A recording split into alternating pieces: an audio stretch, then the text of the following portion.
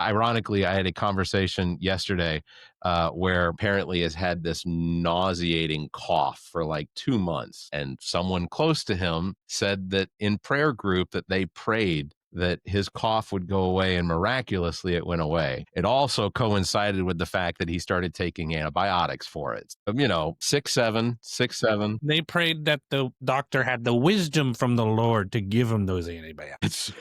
That's right. Yeah, in fact, part of the conversation quite literally said, "I don't think it was the medicine. I think it was the prayer." Yes, and I hope that one of you gets canonized for that miracle. Well, we know one thing worked and we could retrace our steps, and the other thing we just fucking talk to the sky daddy and hoping it does something.